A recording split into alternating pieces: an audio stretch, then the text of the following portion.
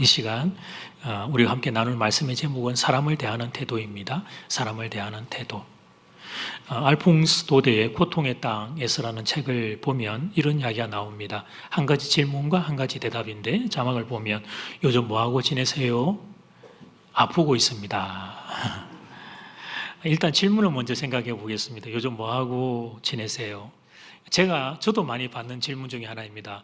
목사님 요즘 뭐하고 지내세요? 여러분도 아마 이 질문 많이 받으실 거예요. 요즘 어떻게 지내세요? 요즘 뭐하고 지내세요?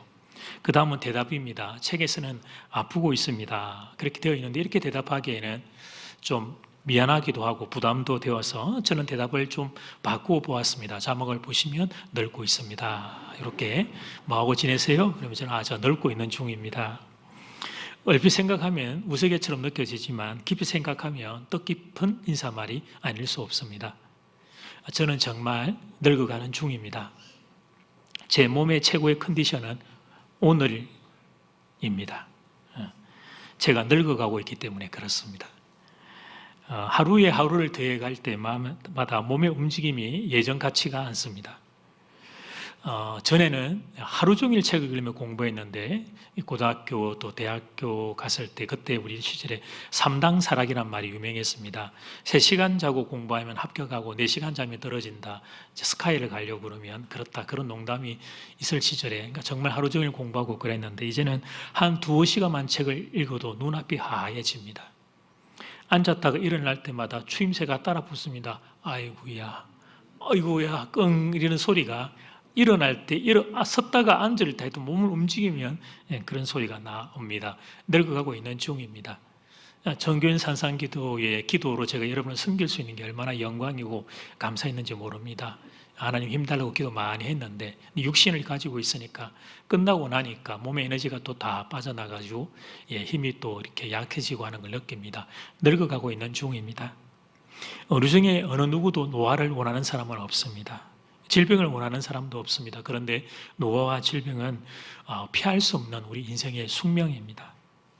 죄로 인하여 이 세상이 오염됐기 때문에 그렇습니다. 그래서 노화가 일어나고 또 우리는 질병을 만나게 됩니다. 모든 사람의 이야기입니다. 내 이야기입니다. 그리고 우리 가족의 이야기입니다. 그래서 이런 우리가 서로서로를 어떻게 대할 것인가 이 태도는 인생의 중요한 자세가 아닐 수 없습니다. 내 부모님의 노안만 소중하게 여기는 것이 아니라 다른 부모님의 노안도 소중히 여길 수 있는 마음, 이런 마음이 우리에게 필요합니다. 안타까운 것은 우리의 생각이 여기까지 잘 가지를 못한다는 것입니다. 내 부모님의 노안은 우리가 그래도 좀 중요하게 여기는데 정작 다른 어른들의 약함은 이해하는 것이 우리에게 잘 일어나지를 않습니다. 참 그만큼 우리들은 자기 중심적인 존재인 것입니다. 오늘 본문은 이제 이런 배경하에 우리가 접근하면 좋겠습니다. 첫 번째, 바리새인들의 태도예요. 사람을 대하는 바리새인들의 태도. 오늘 3장이지만 2장의 마지막 부분을 잠깐 좀 보려고 하는 것은 다른 사건이지만 안식일이라고 하는 날을 이 공통된 주제를 가지고 이야기가 번져가기 때문에 그렇습니다. 그 마지막에 2장 23절부터는 이런 사건이 있었습니다. 안식일에 예수님이 밀밭 사이로 지나가시면서 길을 열기 위해 제자들이 밀 이삭을 이렇게 제치는 일이 있었습니다. 그때 바리새인들이 그것을 보고 예수님 질책했습니다. 제자들이 안식일에 해서는 안 될 일을 했다는 것이었습니다. 당시 유대인들이 중요하게 여기던 그들의 미시나 율법의 그들의 책들을 보면 안식일에 성경에 있는 이 법을 가져와서 39가지로 확대를 해 놓았습니다. 그 중에 세 번째가 안식일에는 추수를 하지 말라는 법이었습니다. 그러니까 노동을 하지 말라는 것이었죠. 바리새인들은 이제 그 법을 가지고 와서 제자들을 질책했던 것입니다. 길을 내기 위해서 그렇게 밀 이삭을 이렇게 채치다가 보니까 밀 이삭이 좀 떨어졌던 것들인데 그런데 바리새인들은 그것을 밀 이삭을 추수한 것이라고 주장한 것이었습니다. 좋게 보면 될 일인데 굳이 그들이 나쁘게 보고 있는 것을 발견하는 대목입니다. 오늘 이제 넘어와서 3장 1절은 예수님께서 이제 다시 회당에 들어가셨습니다. 그런데 들어가서 보니까 회중석을 지금 우리도 본당 꽉 채우고 있는 것처럼 회중석이 가득 차 있었습니다. 회당의 앞자리에 특별석은 바리새인들이 자리 잡고 있었습니다. 그리고 특이한 것은 한쪽에 손 마른 사람이 한 사람 앉아 있었습니다. 1절 말씀, 예수께서 다시 회당에 들어가시니 한쪽 손 마른 사람이 거기 있는지라. 손이 말랐다는 것은 손에 장애가 있거나 또는 손에 마비 증세가 있었다, 그런 뜻이 되겠습니다. 그런데 또 한 가지 독특한 것은 미묘한 긴장감이 그 회당 안에 돌고 있었습니다. 우리는 예배 전에 찬송을 드립니다만 딱 예수님 들어가니까 그런 찬양과 찬송도 없고 뭔가 미묘한 긴장감이 있었습니다. 그 사람들 중에 예수님을 고발하려고 하는 업무를 꾸미고 있는 이들이 거기에 있었기 때문입니다. 네가 1번으로 손들면 내가 2번으로 이야기하고, 그러면 내가 3번으로 이야기하고, 이런 작전을 짜고 거기에 앉아 있었던 겁니다. 이런 분위기를 주도했던 이들은 바리새인들이었습니다. 그들은 자, 한번 보자, 우리가 쳐놓은 덫에 예수가 걸리는지 걸리지 않는지, 안식일에 손 마른 사람을 데려다 놓고 예수님의 눈에 시선에 그가 발견되는 위치에 놓고, 자, 저 사람을 고치는가 고치지 않는가 우리가 한번 주시해 보자, 그랬던 것입니다. 2절 말씀, 사람들이 예수를 고발하려 하여 안식일에 그 사람을 고치시는가 주시하고 있거늘. 주시하다라는 단어는 헬라어로 보면 매복해 있다, 노려보고 있다, 이런 뜻이 내포되어 있습니다. 그러니까 바리새인들은 지금 자기 교회의 교인 한 명을 이용해서 예수님을 잡으려고 매복하고 있는 것이었습니다. 회당은 하나님께 예배를 드리는 장소인데, 그런데 그런 곳에서 이런 업무를 꾸미고 있던 것이었습니다. 사랑하는 여러분, 바리새인들은 당시에 종교 지도자들이었습니다. 그런데 그런 그들이 어떻게 하다가 이런 지경이 되었는지 안타깝지 않을 수가 없습니다. 예수님이 싫을 수는 있습니다. 사람이 사람을 다 좋아하는 법은 아니니까. 그러나 그렇다고 해서 안식일에 회당에서 이런 업무를 꾸미고 있다니, 이거 정말 가슴 답답한 일이 아닐 수 없었습니다. 그런 사랑 여러분, 죄인인 인간은 그렇게 될 수 있습니다. 미움의 마음을 뺏겨버리면 그렇게 될 수가 있습니다. 아무리 지식이 많아도 안 됩니다. 아무리 신앙생활을 오래 해도 안 됩니다. 우리의 마음이 사탄에게 한번 미혹되어 버리고, 우리의 마음이 질투와 미움에 우리의 마음이 뺏겨버리면 정상적이고 상식적이고 이성적인 생각을 하지 못하는 존재, 그게 인간입니다. 소음 많은 사람을 불쌍히 여겨야 했습니다. 그 안에 있는 교우들이면 다 그래야 됐고, 특별히 종교 지도자는 더욱더 이 소음 많은 사람을 불쌍히 여기는 마음이 있어야 했습니다. 그런데 그 사람을 믿기로 하여 예수의 실수를 노리는 기가 막힌 형국이 오늘 본문의 장면인 것입니다. 다시 말씀드립니다. 지금 장소가, 본문의 장소가 회당입니다. 회당은 저도 여러분도 정확한 기능과 우리가 경험을 해본 바가 없습니다만, 당시의 문을 보면 예루살렘에 성전이 있고 각 지역에 있는 그 회당들은 성전에 가지 못할 경우에 성전의 기능도 일부분 감당했던 것으로 그렇게 파악됩니다. 그런데 그런 곳에서 종교 지도자들이 이렇게 추한 마음을 가지고 있었던 것입니다. 문제는 우리도 그렇게 될 수 있다고 하는 이 위험과 함정인 것입니다. 여러분, 우리의 마음이 한번 우리가 사탄에게 미혹이 되어 버리면, 그러면 모든 것이 다 부정적으로 보이기 시작합니다. 예배를 드리는 현장에서 하나님이 보이지를 않습니다. 예배를 드리는 현장에서 우리의 마음과 우리의 생각에 다른 것들이 들어와 우리를 무너뜨릴 수 있습니다. 사랑하는 여러분, 교회는 은혜의 집이라 믿습니다. 교회는 은혜의 집이라 믿습니다. 그래서 여러분, 우리가 들어오면 은혜가 흘러가야 되고 은혜를 경험해야 되고 은혜를 사모해야 할 것입니다. 여러분은 하나님의 집에서 은혜를 보고 은혜를 사모하는 사람들 되기를 주의 이름으로 축복합니다. 바리새인들은 지금 우리에게 질문과 함께 도전을 던지는 것입니다. 혹시 당신의 마음도 우리와 같이 무너져 있지 않느냐고 질문하고 있는 것입니다. 예배드리는 이 시간, 주님이 보이고 하나님의 은혜가 보이고 하나님의 은혜를 사모하고 흘러가는 은혜 안에 잠기는 여러분 모두가 되기를 주의 이름으로 축복합니다. 자, 두 번째, 다른 분의 태도입니다. 예수님의 태도. 이런 같이 시작. 예수님의. 자, 이 사람, 이 불쌍한 사람, 이 주변 인물이라고 할 수 있는 사람, 한 손에 장애가 있어서 잊혀진 존재처럼 살아갔던 이 한 사람, 불쌍한 사람을 대하는 예수님의 태도입니다. 준비된 함정 속으로 예수님이 뚜벅뚜벅 걸어 들어가셨습니다. 그 순간 바리새인들은 쾌재를 불렀을 겁니다. 아마 지금 제가 박수를 치고 있지만 박수를 치지는 못하지만 마음으로 그들은 박수를 쳤을 겁니다. 걸렸다. 예수가 드디어 우리의 덫에 걸렸다. 그런데 어리석고 미련하게도 우리 주님은 강단에 오르시자마자 손 마른 사람을 보고 여기 가운데로 서시오라고 말씀하셨습니다. 여러분, 예수님은 우리처럼 제가 지금 어리석고 미련하다고 그러지만 어리석고 미련한 분이 아니시죠. 회당의 분위기를 이미 다 알고 계셨고 바리새인들의 업무를 다 알고 계셨습니다. 그런데도 예수님은 이 손 마른 사람의 치유를 공개적으로 진행하셨습니다. 3절 말씀, 예수께서 손 마른 사람에 이르시되 한가운데에 일어서라 하시고, 한가운데 일어서라고 했던 것은 한가운데 있었던 건지 아니면 주변에 있었던 그를 중앙으로 와서 한가운데 일어서라고 한 것은 모르지만 어쨌든 중심 센터에 세운 거예요. 안식일에 회당에 다시 들어간 것부터 예수님 입장에서는 도전이었습니다. 그런 덫이 놓여 있는 걸 아셨을 테니까 좋습니다. 그래도 들어갈 수는 있는데, 그러나 들어갔다면 그 다음부터는 바리새인들이 고발하고 하기 위하여 주시하고 있다는 것을 딱 아셨으면 스탑해야죠. 스탑. 치유사역을 좀 멈추셔야죠. 만약에 하더라도 눈치 못 채게 엄밀하게 했어야 합니다. 여러분, 예수님은 이렇게 윙크만 해도 병 낫게 할 수 있는 분이잖아요.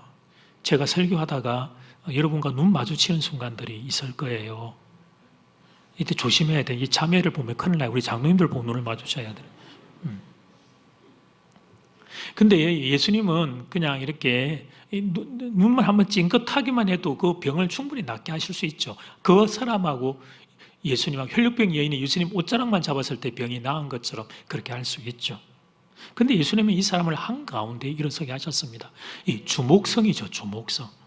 바리새인의 업무를 알고 계셨던 우리 주님이 왜 이런 방법을 선택하신 것일까? 이 손 마른 사람의 치유를 공개적으로 선언하고자 함이었습니다. 어쩌다가 이 사람 병이 나은 게 아니란 말입니다. 우연히 병이 나은 게 아니란 말입니다. 하나님의 은혜로 손이 나았다는 것을 분명히 선언해 주고자 함이었습니다. 회당에서 이 사람을 중간에 세워서 이 사람의 병이 하나님의 은혜로 나았다는 것을 공개적으로 선포해 주기 위함이었어요. 그래서 예수님께서 이 사람을 치유하는 방법도 안식일을 위반하지 않는 방식을 선택하셨습니다. 복음서를 보면 주님은 여러 가지로 치유하십니다. 말씀만으로 또는 안수하셔서 또는 다른 어떤 방식들로 하셨는데, 오늘 본문을 보면 말씀만으로 치유를 하셔요. 5절을 보면 너의 손을 내밀라 말씀하셨습니다. 말씀만으로 치유하셨습니다. 약을 바르지도 않았고 붕대를 감지도 않았고 손을 대고 안수를 하는 방법도 하지 않으셨어요. 말씀만으로 치유하셨습니다. 당시 안식이 법을 따를 때 입으로 말을 하는 것은 규정 위반이 아니었기 때문입니다. 이 사람을 위한 예수님의 깊은 배려였어요. 안식일의 법에 저촉되지 않고 하나님의 은혜로 치유되었음을 공개적으로 보여주신 것이었습니다. 물론 예수님 당신은 이렇게 나이스하게 신사적으로 해도 바리새인들의 미움을 받게 될 것을 아셨습니다. 우리 주님은 어떻게 해도 바리새인들의 미움을 받게 될 것을 우리 주님은 아셨죠. 그러나 예수님은 이 한 사람, 이 손말한 한 사람을 회복시켜 주고 싶으셨습니다. 단순히 병이 낫는 정도가 아니라 그가 정상인으로 이제부터는 그 마을에서, 그 사회에서 건강한 사람으로, 당시에는 어리석은 생각에 있어서 병이 있으면 하나님의 저주를 받았다 생각했던 시절에 그 회당에서 그 사람이 하나님의 은혜로 회복되어서 이 사람이 이제는 하나님의 총회 가운데, 하나님의 영광 가운데 그가 들어갈 수 있는 존재가 되었다는 정상적인 사회생활까지 할 수 있도록 우리 주님이 이 사람을 배려해 주셨던 겁니다. 그래서 한가운데 일어서게 하시고 너를 손을 내밀라 말씀하신 다음에 그 말씀으로 그를 치유해 주셨던 겁니다. 사랑하는 여러분, 오늘 본문이 우리에게 하는 선언은 이런 것입니다. 생명을 살리는 존재는 오직 예수님밖에 없는 것입니다. 예수님만이 사람을 사람답게 여기십니다. 여러분, 이 사실을 기억해야 합니다. 사람은 믿을 만한 존재가 아닙니다. 사람은 사람을 소중히 이길 수 있는 존재가 못 됩니다. 사람은 자기 중심적이고 이기적인 존재입니다. 어떤 미사여구를 갖다가 붙여도 사람은 다 자기의 이익을 추구하는 존재입니다. 오직 예수님만이 사람을 소중히 여기는 분이십니다. 사람은 어쩔 수 없습니다. 본문의 바리새인만 그런 것이 아니라 사람은 어쩔 수 없습니다. 우리가 세상을 살면서 만나는 인생들 중에 우리 부모님을 제외하고 예수님을 제외하고 나머지는 다 안 된다, 그리 보시면 됩니다. 냉정하게 들릴 수 있겠지만 사실이 그러합니다. 결국은 사람은 자기를 먼저 생각하게 돼요. 자기 이익을 따라 결정할 수밖에 없어요. 그만큼 사람은 자기를 먼저 생각하는 존재들인 것입니다. 현실 이야기를 좀 하겠습니다. 오해가 없으면 좋겠는데 국회나 국정감사나 그런 일들이 지금 우리가 진행되고 있습니다. 여러 가지 우리는 눈이 어둡고 귀가 닫혀 있어서 그 눈앞의 현상만 보지 그 뒷면의 이면을 알 수 없으니까 수많은 업무들이 오늘 이 본문에서 벌어지는 것과 같은 업무들이 많이 벌어질 겁니다. 지도자들은 국민이 존경하는 이 땅의 지도자들인데 입을 열면 국민과 민생을 먼저 이야기를 하지만 그러나 국민들 가운데 정말 우리의 지도자들이 국민과 민생을 생각해 준다 생각하는 국민들은 거의 없을 거예요. 참 안타깝고 안타까운 일이 없습니다. 정말 지도자라면 우리가 존경하고 우리의 미래를 맡긴 분들임에도 불구하고 자기의 이익을 생각하는 그런 모습들을 볼 때 정말 마음이 안타깝지 않을 수가 없어요. 그러나 여러분, 지도자의 수준이 결국 국민의 수준이고 국민의 수준이 지도자의 수준이라면 그건 결국 우리의 이야기가 될 것입니다. 근데 오늘 본문을 보니까 예수님은 자기가 손해를 보고 계시는데 손해를 보면서도 여러분, 오늘 본문 말씀은 뭘 이야기하냐면 여러분을 먼저 생각하고 계시는 것입니다. 오늘 본문에서 예수님은 그래서 이런 모습을 보여주십니다. 바리새인의 업무가 숨어 있음을 아셨습니다. 그러면 좀 피하지 그러면 왜 바보처럼 이 함정 속으로 두벅두벅 걸어 들어가고 계시는지, 그리고 손 많은 사람을 불쌍히 여기고 고쳐주셨습니다. 그 결과 예수님은 미움을 더 많이 받게 되셨습니다. 6절 말씀은 같이 한번 봅시다. 시작. 바리새인들이 나가서 어떻게 하여 예수를 죽일까 의논하니라. 아멘.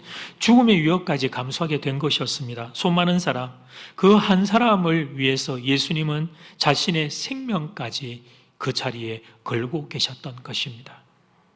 사랑하는 여러분, 악한 세상이 그래도 유지되는 것은 결국은 이런 사랑 때문입니다. 나를 희생하고 타인을 살리고자 하는 희생하는 사랑 때문에 세상이 그래도 유지되고 있는 겁니다. 사회학적으로 놓고 보면 개인과 사회를 움직이는 동력은 크게 두 가지로 분류가 돼요. 첫 번째 동력은 미움과 갈등과 분노입니다. 미움과 분노를 동력으로 삼아서 변화를 도모하는 것입니다.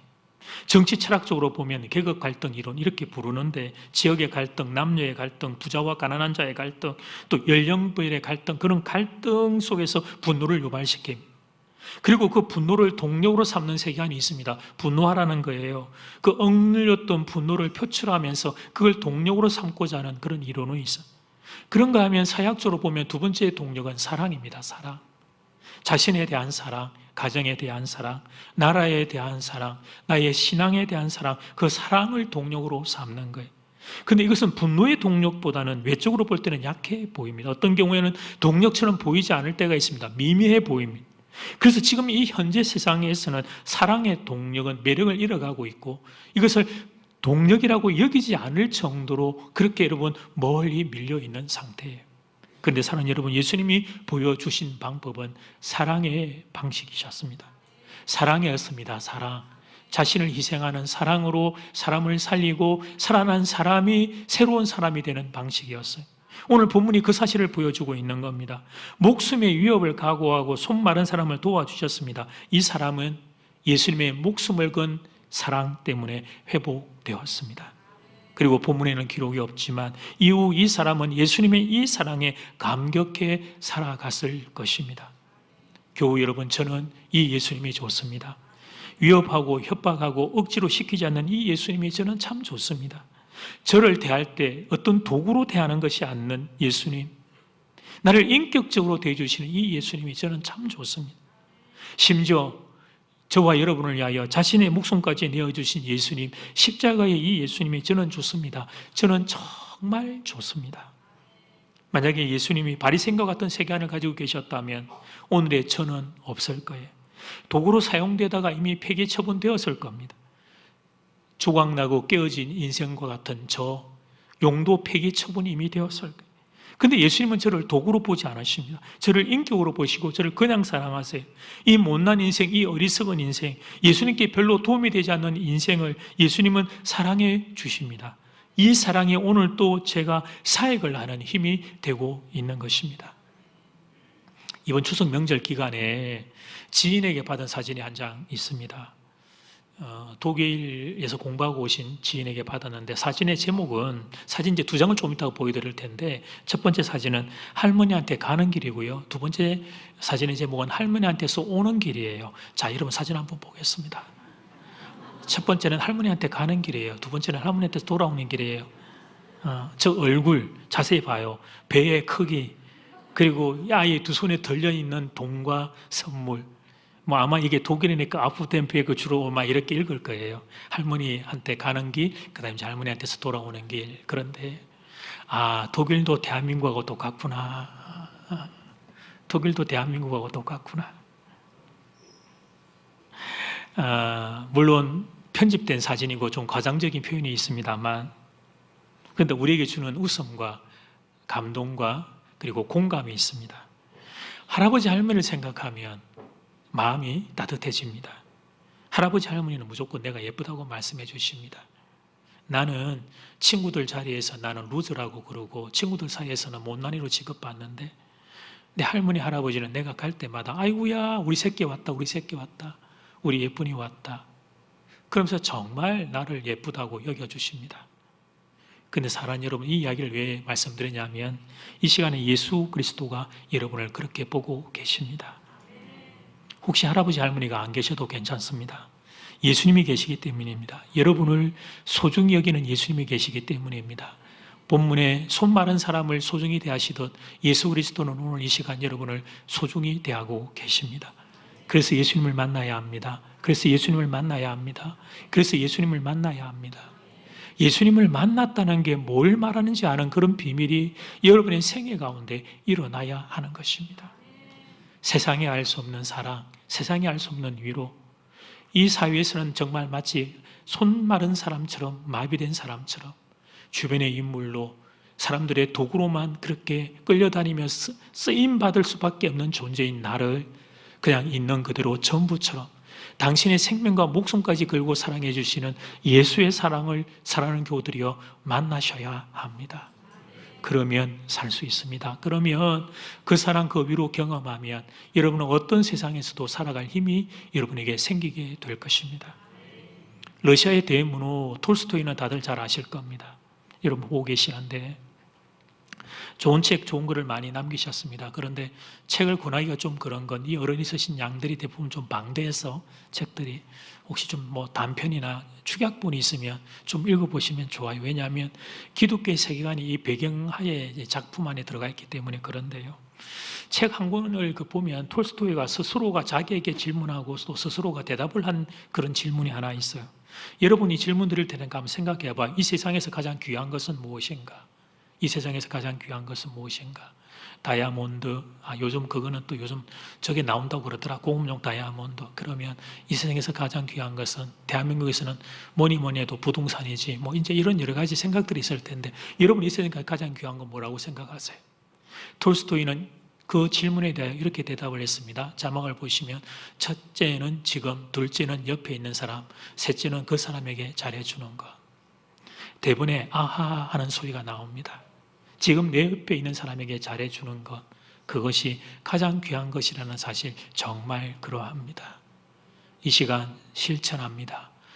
좌우를 향하여 이 시간 한번 실천합시다. 일부에는 안 했지만 주님 안에서 사랑합니다. 사랑합니다. 예, 사랑합니다. 사랑합니다. 여기에 대하여 톨스토이는 또 다른 한 가지 질문을 던지고 또 질문에 대해 대답을 했어요.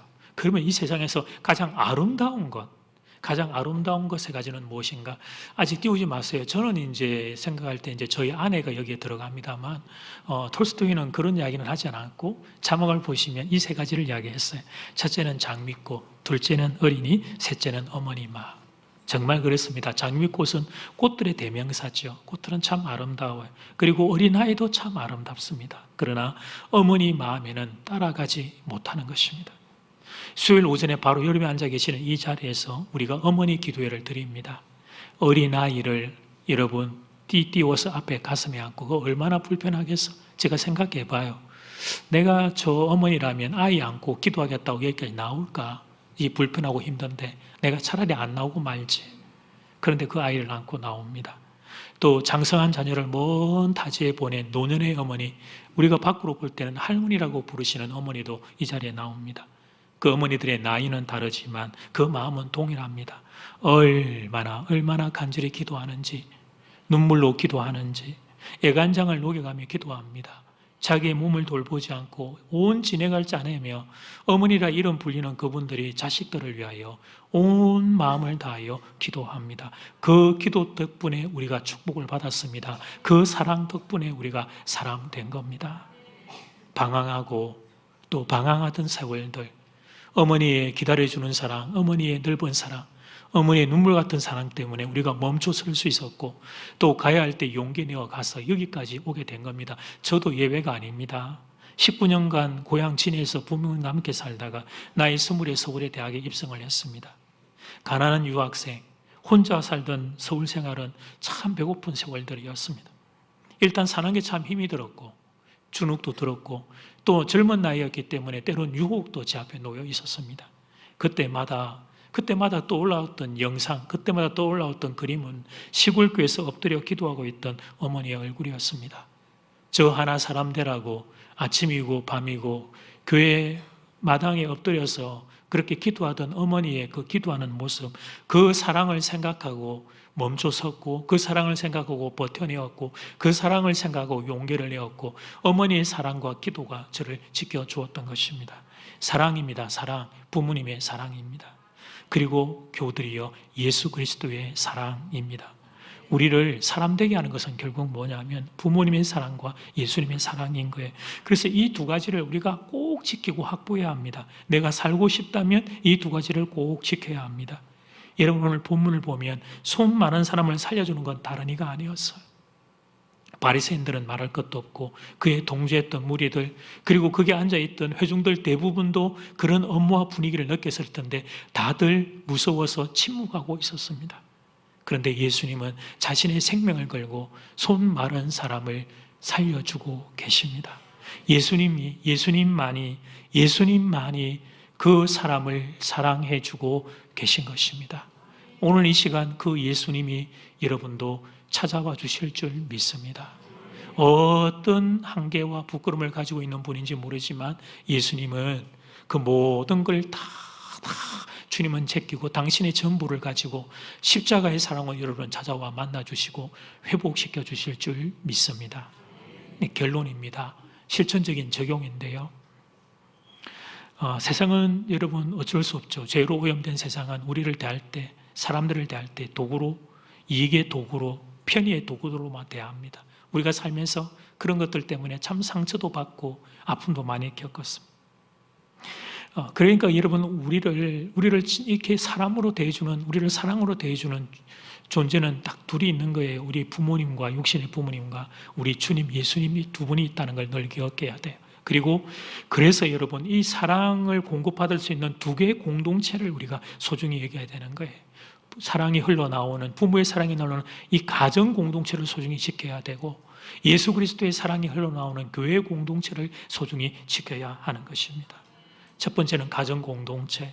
악한 세계관이 가정을 무너뜨리자 난립니다. 어떻게든지 가정을 무너뜨리려고 사탄이 노리는 것은 가정과 자녀들이죠. 여러분 자녀가 아프면 부모는 아픕니다. 가정이 아프면 개인은 아플 수밖에 없어요.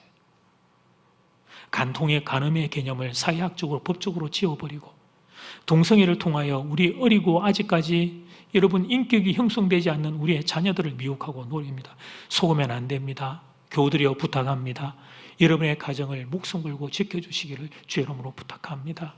부모님께 부탁합니다. 자녀들을 하나님 주신 선물인 자녀들을 소중히 간직해 주시기를 주의 이름으로 부탁합니다.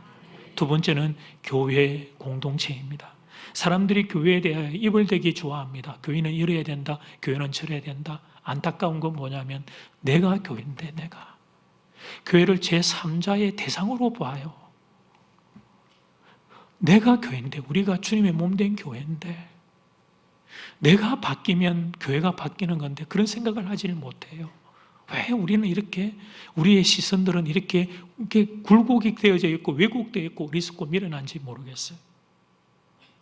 교회 이래야 된다 저래야 된다 참 많은 말들이 있는데 저는 모르겠어요. 저는 지혜가 부족하고 그래서 잘 모르겠는데 저 개인적으로 생각할 때 교회는 따뜻한 공동체가 되어야 한다 그렇게 생각합니다. 조금 덜 똑똑해도 괜찮습니다. 똑똑한 것이 사람을 살리는 것이 아니지 않습니까? 오늘 본문을 보니까 본문의 바리새인들은 얼마나 똑똑한 사람들이에요. 그러나 똑똑한 것으로 사람을 살리는 게 아닌 것입니다. 그리스도의 사랑이 맺혀 있는 심령이 사람을 살리는 것입니다. 그래서 교회 안에는 예수의 사랑이 흘러가게 해야 합니다. 위에서 아래로 흘러가야 합니다. 아래에서 위로 흘러가야 됩니다. 여러분, 옆에서 옆으로 그리스도의 사랑이 흘러가야 합니다. 저는 우리 교회가 그리스도의 사랑이 흘러넘치는 공동체가 되기를 간절히 소원합니다. 그리고 교회를 지켜주시기를 부탁합니다. 교회를 지켜주시기를 부탁해요. 그리스도의 사랑이 흘러나오는 공동체, 경험하는 공동체는 교회이니까 이 악한 세상, 종말이 가까우면 가까울수록 교회를 무너뜨리려고 사탄이 공격할 터인데 여러분이 주의 귀한 몸된 교회, 이 교회를 지금처럼 지켜주시기를 간절히 부탁합니다. 여러분의 가정과 우리 교회에 그리스도의 사랑이 흘러넘치기를, 우리가 그리스도의 사랑을 경험하게 되기를, 그래서 손 마른 사람들, 마음 상한들, 지친 사람들, 외면당한 사람들, 꿈과 희망을 잃어버린 사람들이 그 사랑으로 회복되고 일어서는 기적이 우리에게 더 많이 일어나기를 주의 이름으로 축복합니다. 아멘. 찬양.